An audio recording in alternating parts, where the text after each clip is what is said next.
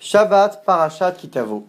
Cette semaine, dans notre parasha, nous découvrons ces bénédictions et ces malédictions que Moshe Rabbeinu transmet au peuple juif. Elles sont entremêlées. On démarre par une montée de la Torah citant les malédictions. On revient sur une série de bénédictions et puis nous revenons à nouveau sur une série de klalotes de malédictions. En réalité, ces malédictions sont un moyen de nettoyer le réceptacle qui est notre personne avant de pouvoir l'emplir de bénédictions lorsqu'arrivent les fêtes. On se bouscule un petit peu, on se fait violence avant les fêtes de Tishri pour arriver nettoyé, propre, serein et recevoir nos bénédictions. Parmi les versets de Berachot, de bénédiction, nous avons le verset suivant. Baruch Atabahir ou Baruch Atabasadeh. Que tu sois béni dans la ville comme dans le champ. C'est un joli verset.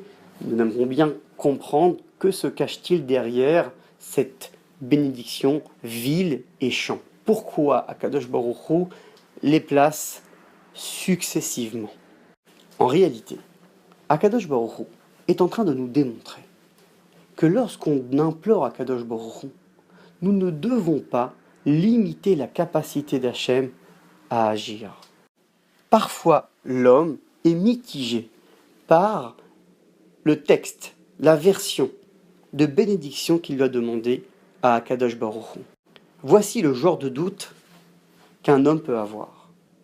Imaginons un agriculteur qui naturellement a besoin d'un maximum de pluie afin que son champ puisse lui fournir une récolte de qualité.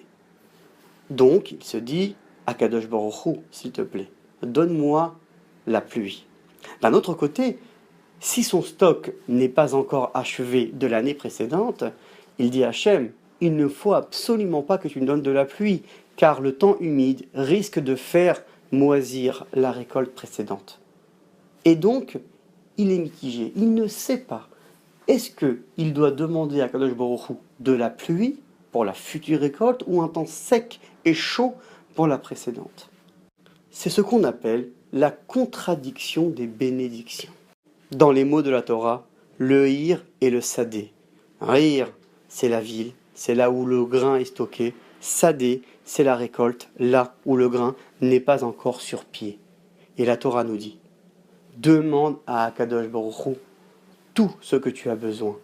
Les contradictions, les craintes, comment ces bénédictions pourront s'ajuster, ce n'est pas de ton ressort. Laisse faire Akadosh Baruch Hu et il pourra promouvoir à la fois la bracha ba'ir, à la fois basadé, que ce soit en ville ou que ce soit dans les champs. Baruch ata ba'ir ou Baruch ata basadé. Shabbat shalom u'vorach.